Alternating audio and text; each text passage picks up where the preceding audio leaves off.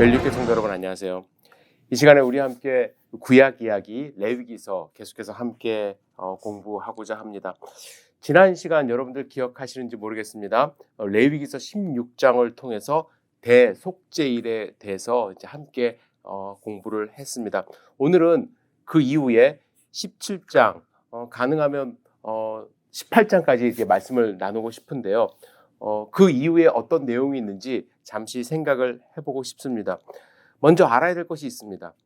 레위기서 17장부터 20장은 17, 18, 19, 20장 이 4장은요. 이스라엘 백성의 정결한 삶에 대한 규례를 말씀하십니다. 잘 생각해 보세요.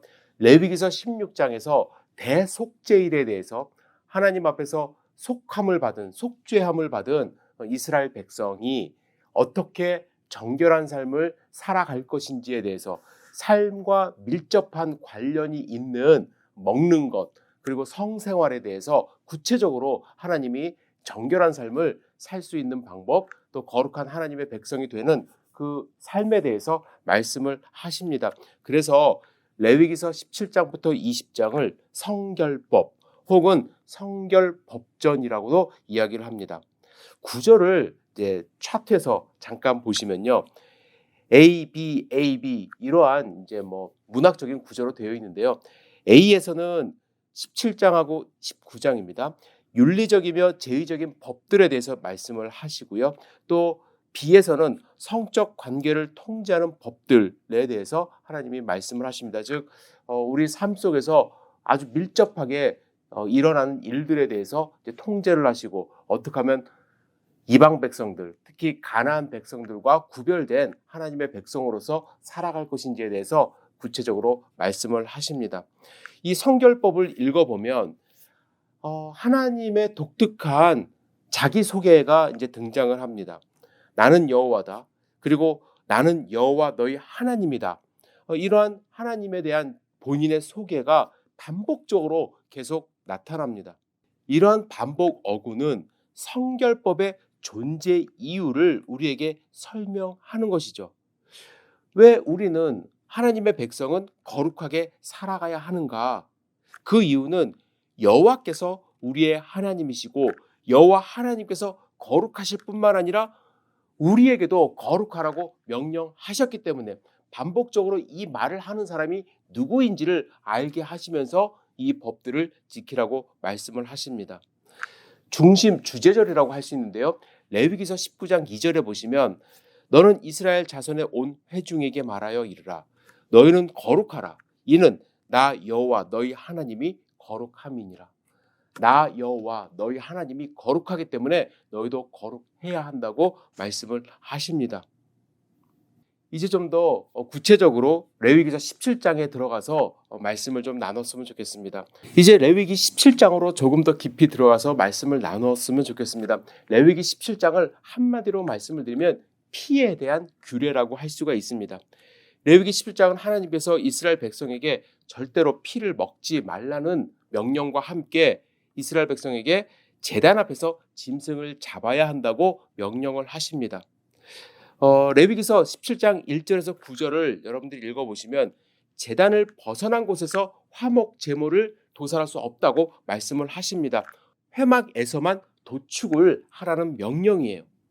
왜 이런 명령을 하나님이 주셨을까? 여러분 당시 이스라엘 백성들 특별히 광야에서 살았던 백성들은 화목 제물을 드릴 때에만 이제 고기를 먹을 수가 있었습니다. 고기가 흔하지도 않았고요. 특별히 감사하는 마음이 또 기도의 제목이 생겼을 때 정말 소중한 제물을 하나님 앞에 먼저 드리고 그 제물을 다시 가지고 와서 가족들과 함께 나눌 수 있는 하나님이 그러한 화목 제물의 규정을 주셨는데요. 화목 제사가 가족들이 함께 먹는 그러한 제사였기 때문에 백성들은 굳이 이거를 회막에 갖고 가서 제사를 드린 후에 다시 받아갖고 오나 라는 생각으로 그냥 편한 곳에서 집에서 자기의 그 천막에서 사람들이 모여서 그냥 동물을 잡아먹으려고 하는 경향이 있었다라는 것이죠. 하나님께 제사를 드리는 것보다 그냥 가족 식사로 그냥 화목 제물을 이해하려고 하는 그러한 성향이 있었던 것입니다. 또 물론 광야에서는 동물이 워낙 귀했기 때문에 흔한 일은 아니었지만 아무 데서나 이제 가축을 잡아먹는 일이 발생을 했다고 합니다. 그래서 이것을 하나님이 아시고 가축을 잡을 때는 반드시 회막에 와서 잡으라고 하신 것이에요. 가축을 아무 데서나 잡지 말라고 하신 더 중요한 이유가 있습니다. 더 중요한 이유는 음란하게 섬기던 숫염소에게 다시 제사하지 못하게 하기 위해서입니다. 이스라엘 백성들은요, 애굽에 있었을 때 숫염소를 우상으로 음란하게 섬겼다고 합니다. 음란하게 섬겼다는 것이 정확하게 어떤 의미인지 그 뜻을 정확하게 알 수는 없지만 여러분들 숫염소라는 용어는요, 악령들을 지칭하는 일반적인 용어와 같았다고 합니다. 따라서 당시 악령들, 악한 영들은 염소 형상, 즉 머리에 뿔이 있는 형상으로 나타난다고 생각을 한 것이죠. 이사야 13장 21절과 34장 14절에 보면 악령들은 들판과 폐허 그리고 이제 황무지에 거주를 하는데 백성들을 이런 도축하는 것을 자유롭게 냅뒀다가는 숫염소를 가지고 황폐한 곳에 가서 숫염소를 잡으면서 하나님을 떠난 그러한 행위를 그들을 숭배하는 그러한 행위를 할 수 있기 때문에 하나님이 그들을 통제하기 위해서 악한 영들에게 사로잡히지 않기 위해서 또 우상을 섬기지 않게 하기 위해서 성막으로 와서 반드시 고기를 잡고 그리고 그것을 갖고 가서 가족들과 함께 나누라고 말씀을 하는 것입니다. 그렇다면 당시 모든 가축을 성막 제단에서 다 잡았던 것일까요? 아니면 제사에 필요한 가축만 성막에서 잡았던 것일까요? 아마 성막을 중심으로 생활했던 이 광야에서는 모든 가축을 잡기 위해 일단 성막으로 갖고 오는 것이 그리 어려운 일이 아니었습니다. 아마 가능했었을 거예요. 하지만 가나안 땅에 정착한 이후에는 각 지파별로 흩어져 있었기 때문에 이스라엘 백성들이 도살을 목적으로 모든 짐승을 성전으로 갖고 오거나 성막으로 갖고 온다는 것이 이제 거의 불가능했기 때문에 이 법은 후에는 구별된 짐승들, 특히 화목 제물로 드리고자 했던 가정에 어떠한 특별한 일이 있어서 하나님께 특별한 감사의 제물을 드리고 싶었던 그러한 가족에서만 제한적으로 이 도축을 성막에서 혹은 성전에서 하지 않았나 이렇게 생각을 합니다. 아마 처음 광야에서 그들이 생활할 때는 거의 모든 동물들을 성막에 갖고 와서 회막에 갖고 와서 제사장이 보는 앞에서 도축을 했지만 이제 가나안에 정착한 이후로는 그들이 아마 각 지파별로 혹은 각 가정에서 도축을 했을 거라는 생각을 합니다. 이제 레위기서 17장 10절에서 16절을 보시면 피를 절대로 먹지 말라는 명령을 하십니다. 왜 피를 먹지 말라고 하셨을까요? 첫 번째 이유는 피는 모든 동물의 생명력이기 때문에 그렇습니다. 히브리적 인간론은 개인의 생명을 숨과 피에 모두 붙어 있다고 이제 생각을 한 것이죠. 사람이 숨을 멈추면 죽습니다. 호흡은 그러나 볼 수가 없죠. 만질 수도 없습니다. 하지만 피는 볼 수 있고 만질 수 있는 실체입니다. 고대인들은 동물들이 피를 흘릴 때 기력이 쇠하고 죽는다는 것을 알게 되었죠. 그래서 하나님이 모든 생명이 피에 있다고 또한 말씀을 하셨기 때문에 남의 생명을 취하는 것으로 이제 생각을 한 것입니다. 그래서 생명이 있는 그런 것을 취하지 말라 이렇게 말씀을 하셨고요. 또 한 가지 이유는 고대 사회에서 이방 신들이 좋아하는 음식이 다름 아니라 이제 피였다는 것입니다. 고대의 전 세계 약 90%가 그들의 종교적 축제에 피를 뿌리거나 제사에 피를 드렸던 것으로 나타난다고 합니다. 우상 숭배 예식에서 피는 중요한 제사의 수단이었던 것이죠. 그죠? 왜 이런 일들이 벌어졌냐 하면 이방 제사에서 제사 드리는 사람들은 제물의 그 피를 마심으로써 영들 혹은 악령들과 연합하기를 희망했다고 합니다. 그리고 피를 마시는 것은 악령의 힘을 가질 수 있다는 생각을 한 것이죠. 그래서 고대인들은 영적인 힘이나 또 신적인 생명을 얻기 위하여 이 제물의 피를 마셨던 것입니다.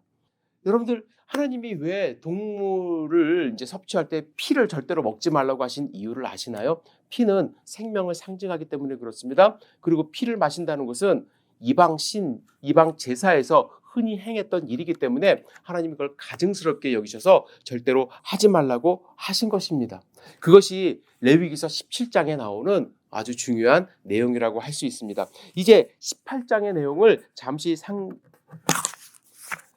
이제 18장의 내용을 함께 나누고 싶은데요. 18장에서는 어떤 내용이 나오냐면 금지해야 할 가나안 풍속, 즉 성생활에 관한 내용입니다. 사실 18장의 내용을 제가 다 이야기를 하진 않겠습니다. 왜냐하면 입에 담기조차 부끄러운 명령들이 계속해서 나오기 때문에 그렇습니다. 오해하지 않으셨으면 좋겠는 게 이스라엘 백성들이 이런 짓을 지금 했다라는 것이 아니라 18장에 나오는 온갖 더러운 성관계는 과거 그들이 종살이했던 이집트 사람들이 많이 했던 일들이고요. 그리고 곧 들어갈 가나안 땅 사람들이 지금 행하고 있는 풍속이기 때문에 하나님이 그들을 보호하기 위하여 만들어 놓으신 법률이라는 것입니다. 레위기서 18장 6절에서 18절에 보시면 특별히 근친상간에 관련된 그러한 예들을 많이 말씀을 하시면서 절대로 이러한 성관계를 하지 말라고 금지하십니다. 그리고 이어서 19절부터 23절에 보시면 이방 풍속들에 대해서 하나님이 말씀을 하시며 이스라엘 백성들은 따라하지 말라, 구별된 삶을 살라고 말씀을 하십니다. 그리고 이제 마지막에 18장 24절에서 30절에 보시면 하나님께서 가나안 족속들을 쫓아내신 이유에 대해서 설명하고 계십니다. 저는 여기에 조금 집중을 하고 싶은데요. 많은 분들이 그러한 이야기를 합니다. 아니 왜 잘 살고 있는 가나안 족속들 다 쫓아내고 이스라엘 백성이 그 땅을 점령했을까요? 같이 그냥 둥글게 살면 되지 않을까요? 라고 이제 생각을 하시는데 24절부터 30절까지 함께 읽어보도록 하겠습니다. 너희는 이 모든 일로 스스로 더럽히지 말라. 내가 너희 앞에 쫓아내는 족속들이 이 모든 일로 말미암아 더러워졌고 그 땅도 더러워졌으므로 내가 그 악으로 말미암아 벌하고 그 땅도 스스로 그 주민을 토하여 내느니 그러므로 너희 곧 너희 동족이나 혹은 너희 중에 거류하는 거류민이나 내 규례와 내 법도를 지키고 이런 가증한 일을 하나라도 행하지 말라. 너희 전에 있던 그 땅 주민이 이 모든 가증한 일을 행하였고 그 땅도 더러워졌느니라. 너희도 더럽히면 그 땅이 너희가 있기 전 주민을 토함같이 너희를 토할까 하노라. 이 가증한 모든 일을 행하는 자는 내 백성 중에서 끊어지리라. 그러므로 너희는 내 명령을 지키고 너희가 들어가기 전에 행하던 가증한 풍속을 하나도 따름으로 스스로 더럽히지 말라. 나는 너희 하나님 여호와니라. 가나안 족속이 그 땅에서 쫓겨난 이유, 오늘 본문을 통해서 우리가 배울 수 있는 것은 그 이유 중에 하나가 성적인 타락 때문이었습니다. 그리고 가나안 족속들의 죄악으로 말미암아 그 땅까지 더러워졌습니다. 결국 그 땅은 그 주민을 토해냈다고 하나님은 말씀하십니다. 이렇게 말씀하신 이후에 하나님께서 이스라엘 백성들에게 하나님의 규례와 법도를 지키라고 말씀을 하십니다. 그리고 구원받은 이스라엘 백성이라 할지라도 가나안 족속처럼 가증한 짓을 하고 그 땅을 더럽히게 되면은 그 땅에서 쫓겨날 것이라고 말씀을 하십니다. 근데 참 여러분들 가나안 족속들의 이 힘, 가증한 것들의 힘이 너무나도 센 것 같아요. 하나님이 그렇게 정복 전쟁을 통해서 가나안 사람들을 많이 멸절하시고 쫓아내기도 하셨지만 여호수아가 다 멸절시킨 것은 아니거든요. 남아 있었습니다. 잔재들이 남아 있었어요. 그 잔재들 때문에 이스라엘 백성들이 영향을 받습니다.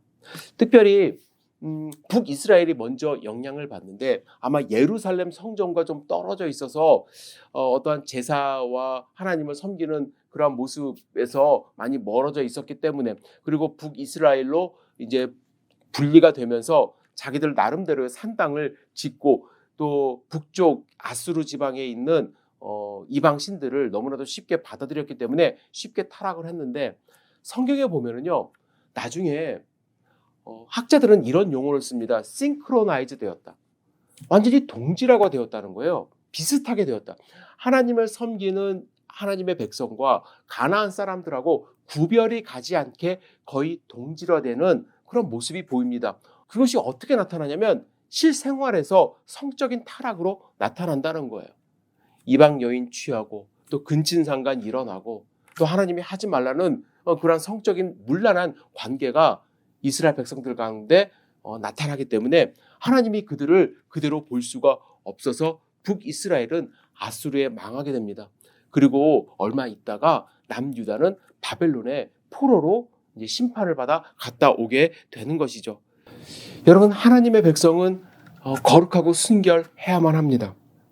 가나안에 살고 있었던 모든 족속들이 살아가는 모습을 보면서 그들과 동질화돼서는 절대로 안 됩니다. 그래서 더욱더 하나님의 말씀을 읽으면서 제가 제가 문자적으로 하나하나 따지면서 그렇게 살아야 된다 말씀을 드리는 것이 아닙니다. 하나님이 정말로 우리에게 원하시는 거룩한 삶의 모습은 무엇인지 우리가 반드시 내 자신을 돌아보며 깨닫고 또 내 자신을 점검해 봄으로써 세상과 구별된 하나님이 원치 않는 삶과 구별된 거룩한 백성으로서의 삶을 살아야 된다고 저는 확신합니다. 여러분, 레위기서 17장 18장 다시 한번 꼭 읽어보시면서 하나님이 왜 이러한 법을 주셨는지 내 마음 가운데 새겨보시고 나는 구별된 하나님의 백성으로서 살고 있는지 점검해 보시는 하루 되시기를 주님의 이름으로 축복합니다. 다음 시간에 19장, 20장을 함께 말씀을 나누도록 하겠습니다. 레위기서 딱딱하고 좀 나랑 별로 상관이 없어 재미없다고 생각하지 마시고 하나님이 원하시는 삶에 대해서 우리가 함께 점검해 보는 시간 가지시기를 주님의 이름으로 축복하며 이 시간 마무리하고자 합니다. 여러분들 다음 시간에 뵙겠습니다. 감사합니다.